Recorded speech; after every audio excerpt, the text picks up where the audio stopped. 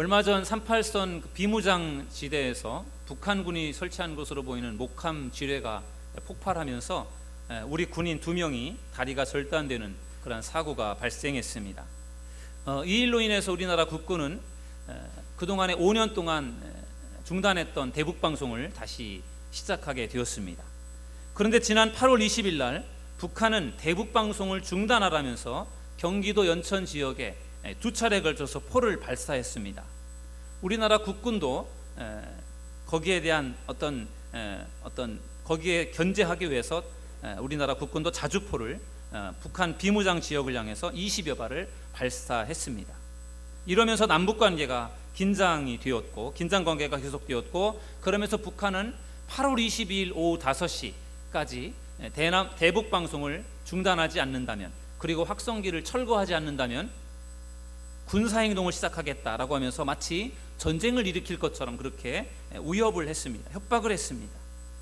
우리나라 국군도 이런 어떤 북한의 협박에 질세라 반격할 전투태세를 갖추면서 정말 전쟁이 일어날 것 같은 그러한 공포 분위기가 조성이 되었습니다. 다행히도 어제 저녁 6시에 8월 22일 저녁 6시에 판문점에서 남북 실무회담이 열리면서 긴장관계가 많이 해소가 되었고 또 실마리를 풀어가고 있는 것으로 그렇게 보여집니다. 저는 김정은 그 북한의 지도자 김정은을 보면서 바로왕과 많이 닮았다 그런 생각을 했습니다. 바로왕의 그 강팍하고 완악한 마음처럼 김정은이라고 하는 그 북한의 지도자의 마음도 굉장히 완고하고 강팍한 것 같습니다. 누구의 말도 듣지 않는 그러한 고집쟁이인 것 같습니다. 김정은은 외적으로는 계속해서 전쟁을 준비합니다. 그리고 연평도에서 또 천안함 사건이라든지 연평도 사건이라든지 또 목함 지뢰 사건이라든지 이러한 아주 작은 어떤 그런 것들을 신경전을 벌이면서 그런 것들로 계속해서 전쟁을 준비하고 또 옳지 못한 그러한 일들을 계속해서 계획하고 있습니다. 그러면서 내적으로는 자기의 말을 듣지 않는 사람들을 계속해서 숙청하고 제거하는 일을 하고 있습니다. 심지어 몇 년 전에는 고모부 장성택 고모부도 처형하는 그러한 일들을 행하는 것을 볼 때 정말 얼마나 완고한 사람이고 얼마나 무서운 사람이고 고집이 센 사람인가 하는 것을 엿보게 됩니다. 현재 북한의 주민들은 김정은이라고 하는 지도자 때문에 엄청난 고통을 당하고 있습니다. 바로라고 하는 사람 때문에 그 애굽에 살고 있었던 모든 백성들이 고통을 당한 것처럼 김정은이라고 하는 북한의 지도자 때문에 북한에 있는 주민들이 얼마나 고통을 당하는지 모릅니다. 여러분 기도하실 때마다 북한을 위해서 기도하실 때마다 그 김정은이라고 하는 그 지도자의 그 완악하고 완고한 강팍한 마음이 녹아질 수 있도록 기도해 주시기를 주님의 이름으로 부탁드리겠습니다. 그리고 이 한반도에서 다시는 전쟁이 일어나지 않도록 나라와 민족을 위해서 또 평화를 위해서 기도해 주시기를 부탁드리겠습니다. 매주일마다 출애굽기 말씀을 가지고 같이 은혜를 나누고 있습니다. 오늘은 계속되는 재앙이라고 하는 그런 두 번째 제목을 가지고 그동안의 재앙에 대한 말씀을 나누는데, 오늘은 5번째 재앙과 6번째 재앙과 7번째 재앙, 애굽 땅에 임하였던 5번째, 6번째, 7번째 재앙에 대해서 말씀을 나누고 그 재앙이 무슨 의미가 있고 그 재앙을 통해서 우리가 무엇을 배울 수 있는지 거기에 대해서 같이 은혜를 나누려고 합니다. 5번째 재앙으로 임한 애굽에 임한 재앙은 가축의 죽음이었습니다. 한번 저를 따라서 하시겠습니다. 가축의 죽음. 그럼 4번째 재앙은 파리 재앙이었습니다. 정말 수많은 파리떼로 인해서 고통을 당하였지만 그러나 그럼에도 불구하고 바로가 이스라엘 백성들을 내어놓지 않을 때 5번째 재앙이 시작이 됩니다. 하나님께서는 모세를 시켜서 바로를 찾아가서 우리 백성들이 하나님을 섬길 수 있도록 우리를 나가게 해달라고 그렇게 요청하라고 그렇게 모세에게 지시를 내렸습니다. 그러면서 만약에 바로가 그 하나님의 말을 듣지 않는다고 한다면 하나님께서 하나님의 손을 들어서 애굽의 가축들에게 임할 것이, 하나님의 손을 들어 애굽에 있는 가축들에게 임하여서 그 가축들이 심한 돌림병에 걸릴 것이다, 그렇게 경고를 했습니다. 모세와 아론은 하나님이 시키는 대로 바로를 찾아가서 그대로 하나님이 시키는 대로 그렇게 전했습니다. 하지만 이번에도 바로는 하나님의 말씀을 듣지를 않았습니다. 이스라엘 자손들을 내어주지를 않았습니다. 그러면서 이제 그 애굽 땅에 이제 5번째 재앙이 임하게 되었습니다. 여러분, 출애굽기 9장 6절 우리 한번 같이 읽어보도록 하겠습니다. 시작. 이튿날에 여호와께서 이 일을 행하시니 애굽의 모든 가축은 죽었으나 이스라엘 자손의 가축은 하나도 죽지 아니한지라. 아멘. 여러분, 애굽 땅에 임한 5번째 재앙은 가축의 죽음이었습니다. 이 가축의 죽음 때문에 정말 이 애굽 땅에 있는 그 애굽 사람들의 수많은 가축들이요 떼죽음을 당했습니다. 집에서 키우는 그러한 가축이 죽었다라고 하면은 그게 얼마나 속상한 일이겠습니까? 한두 마리도 아니고요, 정말 수많은 그러한 가축들이 떼죽음을 당했을 때 그것이 얼마나 무시무시한 재앙이겠습니까? 그런데 참 그러한 5번째 재앙 가운데서도 참 놀라운 사실은, 그런데 이스라엘 자손들의 그 가축은 하나도 죽지 않았다는 것입니다. 여러분, 5번째 재앙으로 애굽 땅에 있는 애굽 사람들의 가축은 많이 죽었는데, 그런데 애굽 땅에 살고 있는 이스라엘 자손들의 가축은 죽지를 않았습니다. 참으로 놀랍지 않습니까? 신기하지 않습니까? 이것이 저는 하나님의 은혜라고 저는 믿습니다. 하나님께서 은혜를 주셔서 같은 땅에 살고 있지만 이스라엘 자손들에게는 그러한 하나님의 재앙이 임하지 않은 것입니다.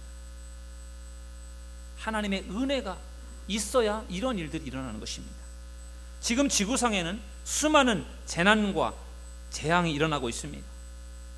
최근에 일어났던 그러한 몇 가지 재앙 사건들만 보더라도 바로 여러분 화면에 보시는 것처럼 2011년도에 일본 대지진이 있었습니다.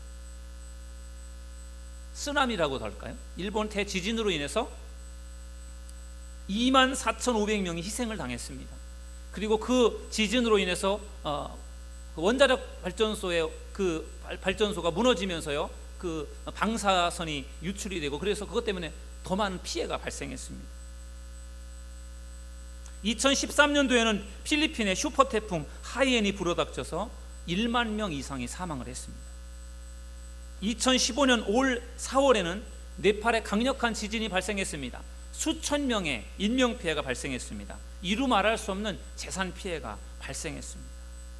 여러분들은 이 지구촌 각각에서 일어나고 있는 오늘날의 이러한 재앙, 재난, 사건, 사고들을 보시면서 여러분들은 무슨 생각을 하십니까? 많은 사람들은 정말 말세다, 종말이다, 이제 정말 주님이 오실 때가 되었나 보다, 그렇게들 말을 합니다. 그 말씀도 맞습니다. 그런데 저는 설교를 준비하면서 오늘날 우리나라 주변뿐만 아니라 세계 곳곳에서 일어나는 그러한 많은 재앙과 재난들을 보면서 하나님이 우리나라를 사랑하신다라고 하는 그 하나님의 그 손길을 느껴보았습니다. 정말 하나님께서 얼마나 많은 은혜를 우리나라에 베풀어 주시는지 모릅니다. 여러분들도 그 은혜를 느끼십니까? 아멘? 아멘? 하나님의 은혜를 함께 느낄 수 있는 여러분들이 되길 바랍니다. 수많은 지진과 또 수많은 태풍, 오늘날 세계의 많은 사람들을 힘들게 하는 그러한 큰 그러한 어떤 재난 중에 태풍, 지진, 기근 이런 것들인데, 사실 우리나라를 보면은요 그런 것들이 용케 피해가는 것을 볼 수 있어요. 우리나라와 가까운 곳에 있는 일본에 얼마나 많은 지진이 일어나고 얼마나 많은 태풍이 다 걸리가는지 몰라요. 근데 하나님이 용케 우리나라는 그런 것들로부터 이렇게 지켜주시고 보호해 주시는 것을 보면 정말로 하나님의 은혜다, 그런 생각을 하게 됩니다. 여러분의 삶 속에서 늘 하나님의 은혜가 넘치는 삶을 살아가시기를 주님의 이름으로 축원합니다. 애굽 땅에 살고 있었던 이스라엘 자손들, 그러나 5번째 재앙이 그들에게 임하였지만, 애굽 땅에 다 임하였지만 이스라엘 자손들에게는 그 재앙이 임하지 않았다는 것이 얼마나 놀라운 하나님의 은혜입니까?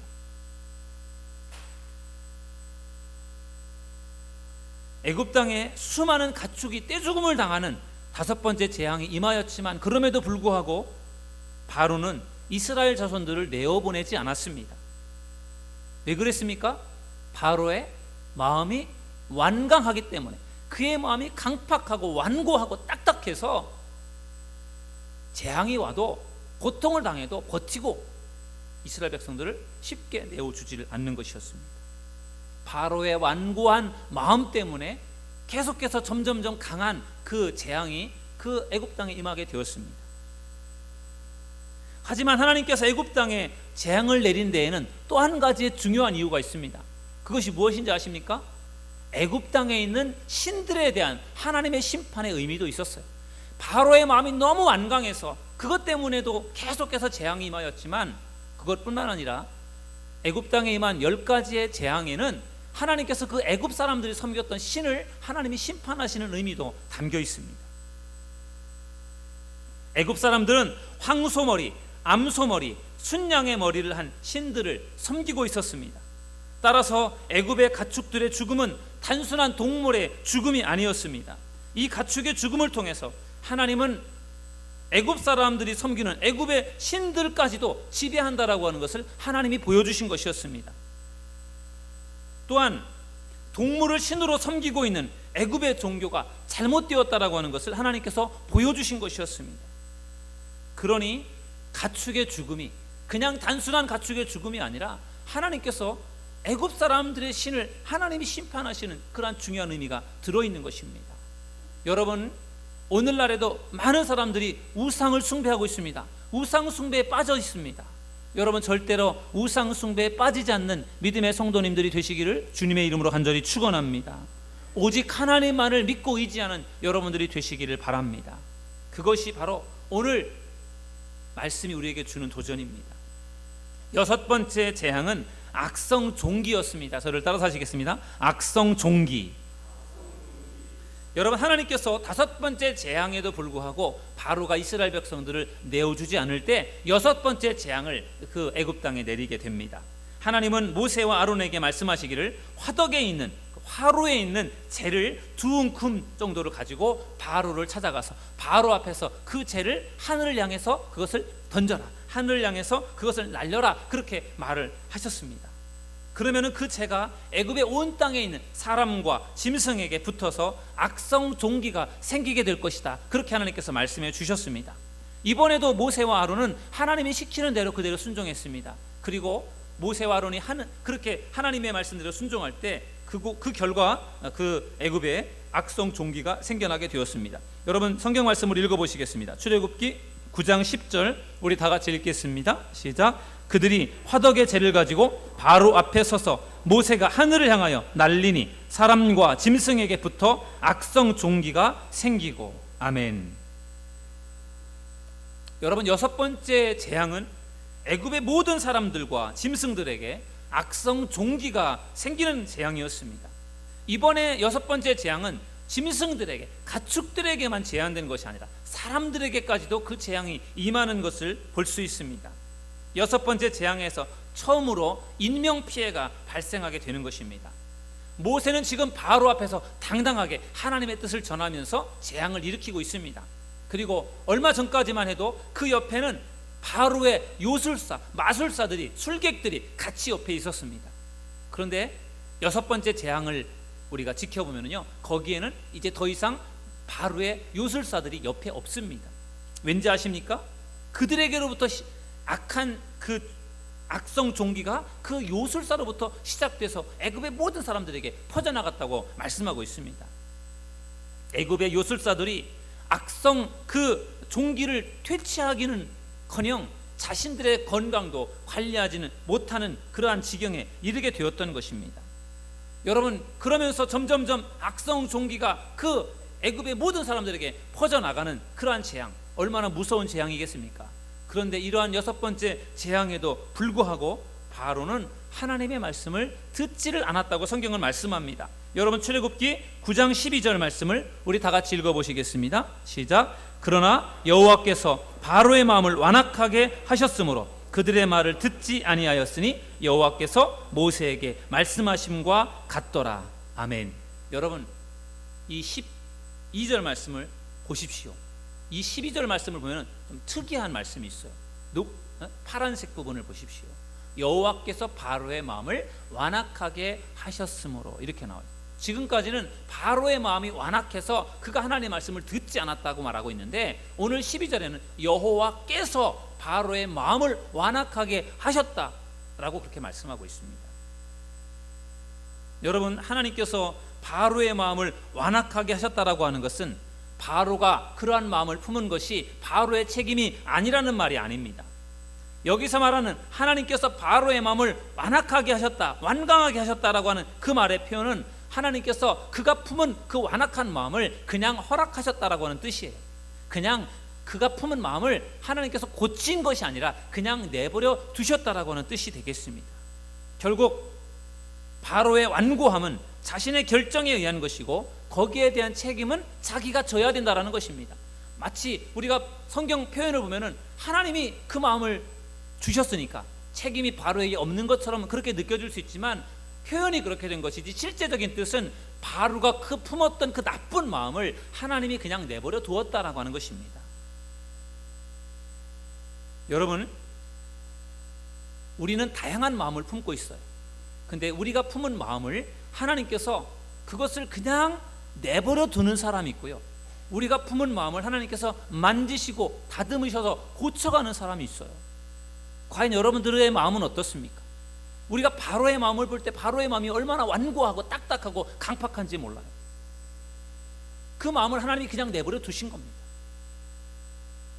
요나라고 하는 사람은 하나님께서 그의 마음을 만지시고 다듬으시고 그의 마음을 바꿔주신 사람 중에 한 사람이에요. 하나님께서 요나에게 말씀하셨습니다. 저 성, 큰 성 니느웨에 가서 그곳에 가서 내 말을 전해라. 그 성에 하나님의 심판이 임할 것이다 라고 하는 그 메시지를 전하라. 그렇게 하나님께서 요나에게 말씀하셨습니다. 그런데 그 니느웨라고 하는 그 아수르의 수도 니느웨라고 하는 곳은 워낙에 악이 많은 곳이고 이방 지역이기 때문에 하나님께서 심판을 하셔도 요나는 그것이 자기에게는 별 문제가 안 되었어요. 심판받아 마땅하다라고 그렇게 요나는 생각했을 것입니다. 그래서 하나님께서 니느웨에 가서 하나님의 말씀을 전하라고 말씀하셨을 때 요나는 거기에 불순종을 합니다. 그리고 자기가 생각하기에 가서 복음을 전하기 쉬운 곳 다시스라고 하는 곳으로 가기 위해서 배를 탔는데 가다가 배가 풍랑을 만나게 되고 그래서 요나가 바닷속에 던져지지 않았습니까? 그리고 바닷속에 있던 큰 물고기가 요나를 꿀꺽 삼켰습니다. 그래서 요나가 큰 물고기 뱃속에 들어가고 말았어요. 죽은 목숨이 된 것이죠. 그런데 요나가 그 물고기 뱃속에 들어가서 무엇을 합니까? 그곳에서 요나가 회개를 합니다. 여러분, 졸지에 죽을 목숨이 되었다고 할 때 자신의 잘못을 돌아보게 되지 않겠습니까? 요나가 자신의 잘못을 돌아본 거예요. 하나님께서 나에게 주신 말씀대로 내가 하지 않아서 이렇게 됐나 보다 라고 하면서 그 요나가 물고기 뱃속에서요 3일 동안을 회개합니다. 여러분, 그 물고기 뱃속 숨쉬기도 힘들고 쾌쾌한 그 속에서 얼마나 찝찝하고 힘들었겠습니까? 그런데 그가 죽기 살기로 그 속에서 회개하며 기도할 때 하나님께서 요나를 살려주셨어요. 그래서 그 큰 물고기가 요나를 육지 가까운 곳에 토해내게 하셨습니다. 그래서 다 죽었던 요나가 다시 살게 되는 것이죠. 그래서 그가 하나님께서 명하신 대로 니느웨에 가서 하나님의 심판의 메시지를 전하게 되었고 그 말씀을 들은 니느웨 사람들이 그들이 회개하면서 하나님의 심판이 유보가 되는 그러한 놀라운 은혜가 그곳에도 임하게 되었습니다. 하나님께서 요나의 마음을 만져주시고 움직여주셔서 그의 마음이 변화되어서 그러한 일을 할 수 있었던 것이다라고 생각합니다. 그냥 하나님께서 그의 마음을 그냥 내버려 두셨다라고 한다면 요나가 어떻게 되었을까요? 요나는 그냥 죽고 말았을 것입니다. 그러니 하나님께서 마음을 만져주실 때 그 마음을 내가 돌이키고 하나님의 마음을 품는다고 하는 것이 얼마나 중요한 일인지 모릅니다. 하나님께서 여러분들의 마음을 만져주시고 여러분의 마음을 고치시고 다듬으시는 역사가 여러분에게 있기를 주님의 이름으로 축원합니다. 하나님이 그냥 내버려 둔다라고 하는 것이 좋은 게 아니에요. 때로는 우리가 사랑하는 자식이기 때문에 너무 사랑하기 때문에 우리가 때로는 자식을 위해서 회초리를 들지 않습니까? 회초리를 들어서 때려줘서라도 그 아이가 바르게 갈 수 있도록 부모가 그 아이를 때리는 것 아니겠습니까? 저도 저희 딸이 중학교 2학년 때 제가 회초리를 친 적이 있어요. 성적이 너무 안 좋아서 제가 회초리를 들어서 쳤습니다. 근데 제가 그렇게 회초리를 세게 칠 줄은 몰랐어요. 저도 이 녀석이 치면 아프다고를 해야 되는데 아프다고 안 하니까 제가 점점점 더 세게 회초리를 쳤어요.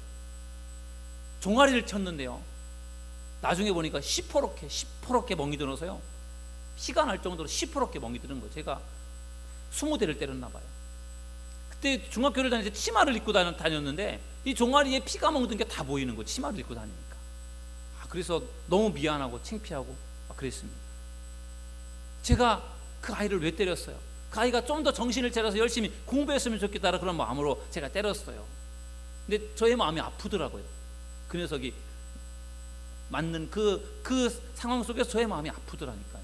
제가 그 아이를 때리면서도 제 마음이 너무 아팠어요. 그러나 그 아이를 위해서 그 아이가 정신을 차리고 열심히 해줬으면 좋겠다, 그런 마음을 가지고 제가 회초리를 들었었습니다. 그리고 나서 그 아이가 아빠한테 자기가 맞았다라고 하는 것이 속상하기도 하지만 자기가 열심히 해야 되겠다 그런 마음을 그 아이가 갖게 되었고, 그 이후로 열심히 공부를 했어요. 그러니 그때 그 맞은 그 매가 그에게 약이 된 것이죠. 여러분, 매를 쳐서라도 바른 길로 갈 수 있도록 가르쳐 줄 수 있다면 매를 들어서라도 쳐야 되지 않겠습니까? 그렇게 해서 바른 길로 갈 수 있다면 그게 얼마나 다행스러운 일이겠어요. 그러나 잘못하든 잘하든 간에 그냥 내버려 둔다면 그 아이는 그냥 점점점 더 못된 안 좋은 길로 빠져갈 수 있지 않겠어요? 저희 딸을 말하는 것이 아니라 학생들, 중학생이든 고등학생이든지 공부하는 것보다 다른 일에 빠져들어서 학생들이 해서는 안 될 일들을 하고 있을 때 그것을 그냥 보고, 부모로서 그냥 보고 그냥 내버려 둔다면 그 아이는 점점 더 탈선을 하게 될 것이고 나쁜 길로 가게 될 것입니다. 붙들어 때려서라도 어떻게 해서든지 그 아이가 그 일을 못하도록 잡아주는 게 부모의 그러한 역할 아니겠습니까? 하나님도 그렇습니다. 하나님도 우리가 때로는 잘못할 때 하나님이 채찍으로 치실 때가 있다라는 거예요. 그러면 그것이 감사한 거죠. 하나님이 우리를 그래도 사랑하시고 하나님께서 관심이 있으셔서 종아리를 쳐서라도 우리를 바르게 잡아주려고 하는 것 아니겠어요? 아무리 잘못해도 하나님이 그냥 내버려 둔다, 하나님이 채찍도 치지 않고 아무런 일도 하시지 않는다, 그게 좋은 일입니까? 좋은 일이 아니에요. 그것은 하나님이 포기한 겁니다. 그래, 그냥 너 마음대로 해라, 하나님이 그냥 내버려 두는 것입니다. 여러분, 사탄이 가룟 유다라고 하는 사람의 마음속에 예수를 팔려는 생각을 넣어주었다고 성경은 말하고 있어요.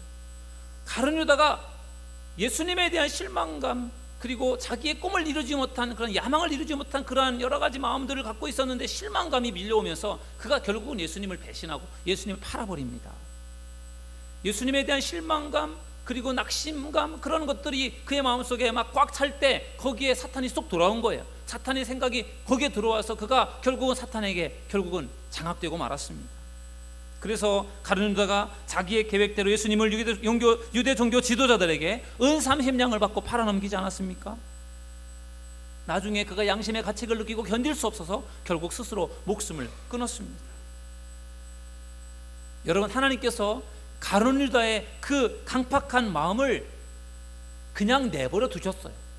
그의 마음을 막 바꿔서 그가 다시 돌아와서 그가 다른 새로운 사람으로 변화될 수 있도록 하나님이 막 그렇게 하시지 않았어요. 그냥 그의 마음을 그냥 내버려 두셨습니다.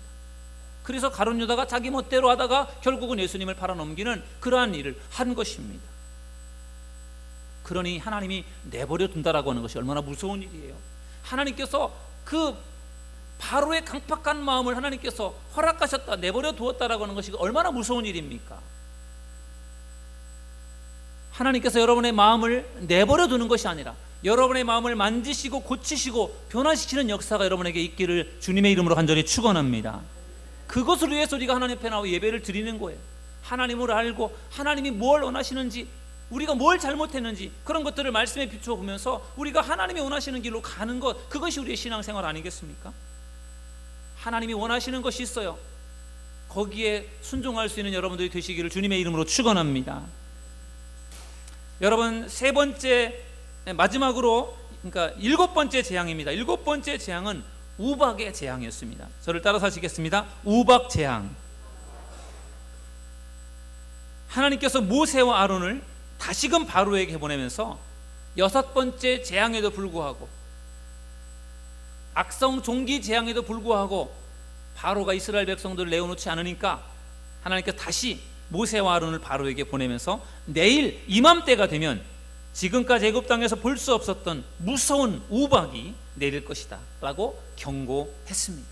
여러분, 출애굽기 9장 19절 말씀을 우리 다 같이 읽어보겠습니다. 시작. 이제 사람을 보내어 내 가축과 내 들에 있는 것을 다 모으라. 사람이나 짐승이나 무릇 들에 있어서 집에 돌아오지 않는 것들에게는 우박이 그 위에 내리리니 그것들이 죽으리라 하셨다 하라 하시니라. 아멘.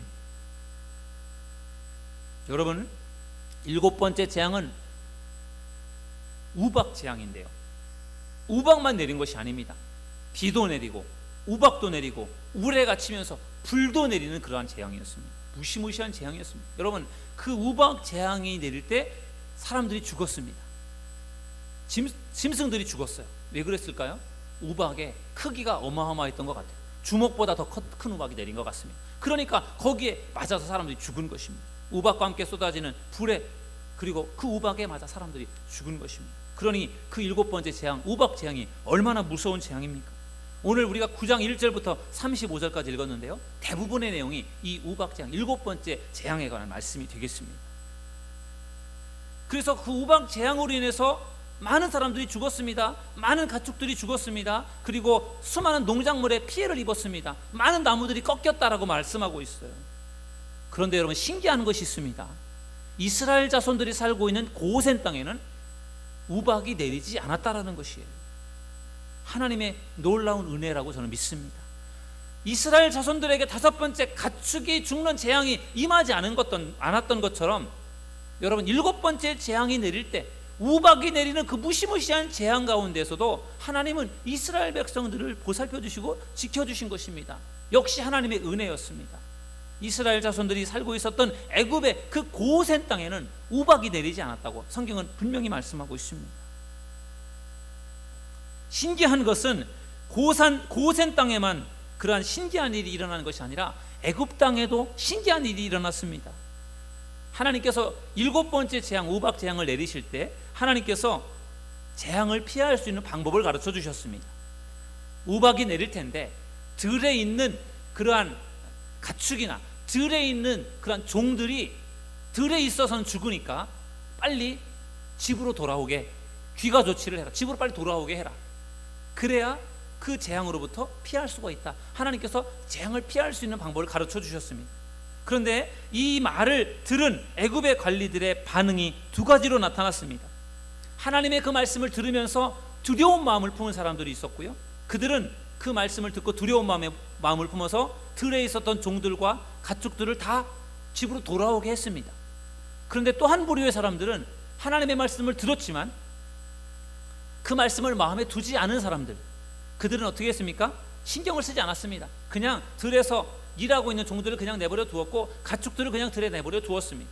그 결과 어떻게 되었습니까? 우박 재앙에 의해서 그 종들도 죽고 가축도 죽었습니다.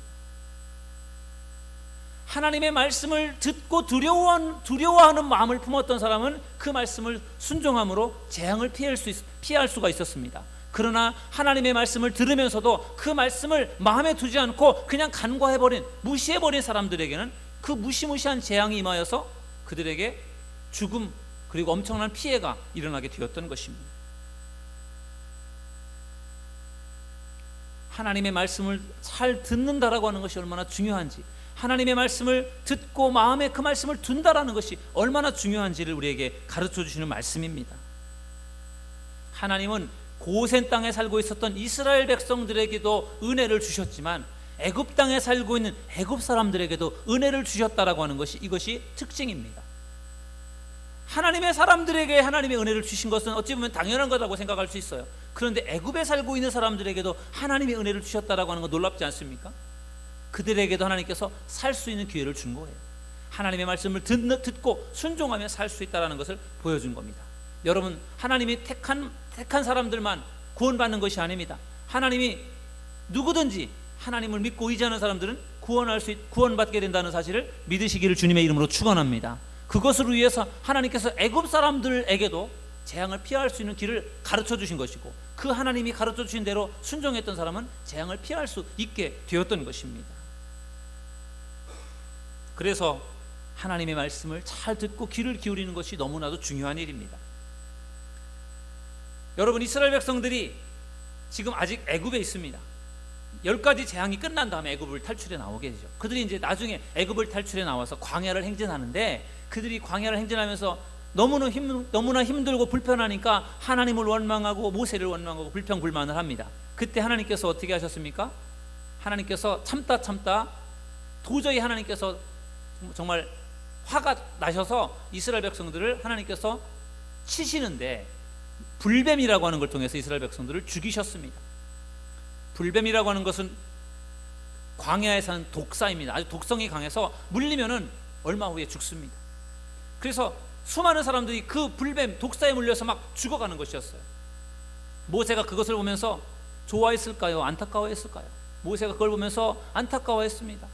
그래, 꼴 좋다, 하나님 말씀 불순종하고 불평불만하다가 꼴 좋다, 그렇게 얘기하지 않았고, 모세는 너무너무 마음이 아팠어요. 힘들게 애굽을 탈출해 나왔는데 광야에서 독사에 물려 죽는 이스라엘 백성들을 볼 때 너무너무 마음이 아팠어요. 그게 아마 부모의 심정이었던 것 같습니다. 그래서 모세가 하나님 앞에 기도를 했습니다. 하나님, 힘들게 여기까지 나왔는데 백성들 다 죽게 하시렵니까? 하나님, 제발 좀 살려주세요. 하나님 앞에 살 수 있는 방법을 달라고 기도할 때 하나님께서 그래, 그러면은 살 수 있는 방법을 알려주겠다. 놋뱀을 만들어서, 놋으로 된 뱀을 만들어서 상태 높은 곳에 매어 달아라. 그리고 누구든지 불뱀에 물렸을 때 저 놋뱀을 바라보는 사람은 산다라고 백성들에게 전하라고 했습니다. 그래서 백성들이 그 모세의 말을 들었습니다. 그 말씀을 들은 백성들에게 두 가지 반응이 나타났습니다. 첫째 반응은 뱀을 물렸을 때 불뱀에 물린 사람들이 놋뱀을 바라보는 사람들이 한 부류였고, 또 한 부류는 불뱀에 물렸지만 놋뱀을 바라보지 않는 사람들이 있었어요. 그까지가 바라본다고 무슨 일이 벌어지겠어? 전에도 사람들이 죽었는데 에이, 물렸으니까 나도 죽겠지. 그리고 바라보지 않았던 사람들이 있었습니다. 놋뱀을 바라본 사람은 어떻게 되었습니까? 살았습니다. 바라보지 않은 사람은 어떻게 되었습니까? 죽었습니다. 여러분, 놋뱀을 바라본다라고 하는 것이 얼마나 중요한 일입니까? 저기 여러분 사진에 보면은 십자가와 함께 놋뱀이 있습니다. 사실 저것이 십자가를 상징하는 겁니다. 예수 그리스도를 상징하는 거예요. 놋뱀을 바라보는 자가 사는 거죠. 예수 그리스도를 바라보는 자가 사는 것입니다. 누구든지 십자가를 바라보는 자는, 예수님을 바라보는 자는, 예수를 믿는 자는 구원받을 수 있다라고 하는 것을 예표로 보여주신 것이 바로 놋뱀 사건이었습니다. 여러분, 어떠한 고난의 상황 속에서도, 어떠한 힘든 상황 속에서도, 어떠한 역경과 환경의 상황 속에서도 예수님을 바라보는 믿음의 성도님들이 되시기를 주님의 이름으로 축원합니다. 그러면 하나님께서 사는 은혜를 분명히 허락해 주실 줄로 믿습니다. 이 우박 재앙이 계속되니까 바로가 사람을 보내서 모세에게, 그래, 너희 백성들 내가 자유롭게 나갈 수 있도록 보내줄 테니까 제발 이 우박 재앙을 멈추게 해달라고 사정을 합니다. 그래서 모세가 지팡이를 들어 하나님 앞에 기도를 하니까 우박 재앙이 멈춰지게 되었습니다. 그런데 바로가 재앙이 끝나니까 또 마음이 또 변해서 완악해서 이스라엘 백성들을 내어주겠다고 약속해놓고 또 거짓말을 하는 겁니다. 이스라엘 백성들을 또 내어주지를 않았습니다. 그것이 바로 바로의 완악하고 완고한 마음이었습니다. 여러분, 오늘 5번째 재앙에서부터 7번째 재앙까지를 나누었습니다. 5번째 재앙은 가축의 죽음이었습니다. 그런데 놀라운 사실은 이스라엘 자손들의 가축은 죽지 않았다는 것이죠. 하나님의 놀라운 은혜였습니다. 여러분의 삶 속에서도 이러한 하나님의 은혜가 함께하기를 주님의 이름으로 축원합니다. 6번째 재앙은 악성 종기의 재앙이었습니다. 하나님께서 바로의 마음을 완악하게 하셨다고 말씀하고 있어요. 하나님께서 바로의 마음을, 그냥 나쁜 마음을 그냥 내버려 두셨다는 것입니다. 여러분은 하나님께서 내버려 두는 사람이 아니라 하나님께서 만지시고 다듬으시고 변화시키는 그러한 믿음의 성도님들이 되시기를 주님의 이름으로 축원합니다. 7번째 재앙은 우박 재앙이었습니다. 이스라엘 자손들이 살고 있었던 고센 땅에는 우박이 내리지 않았습니다. 뿐만 아니라 하나님께서 경고하신 것처럼 하나님의 말씀을 두려워하며 그 말씀을 마음에 품고 재앙에서 피하기 위해서 종들과 가축들을 집으로 돌아오게 한 사람들에게는 그 재앙이 임하지 않았습니다. 그 재앙을 피할 수가 있었습니다. 그러므로 하나님의 말씀을 두려워하고 그 말씀을 우리의 마음에 둔다라고 하는 것이 얼마나 중요한지 모릅니다. 여러분, 오늘 우리가 5번째, 6번째, 7번째 재앙을 통해서 하나님께서 우리에게 들려주시는 분명한 메시지가 있습니다. 그것은 하나님을 두려워하라는 거예요. 재앙을 두려워하는 것이 아니라 하나님을 두려워하라는 거죠. 하나님의 말씀을 두려워하라는 거예요. 그 말씀을 우리가 마음에 두라는 것입니다. 그 말씀을 우리가 마음에 새기고 말씀을 붙들고 살아갈 때 하나님께서 어떠한 환경과 역경과 고난의 상황 속에서도 하나님께서 여러분들에게 은혜를 주실 줄로 믿습니다. 이러한 놀라운 은혜가 오늘 예배하는 여러분들에게 함께하기를 주님의 이름으로 축원합니다. 기도하겠습니다.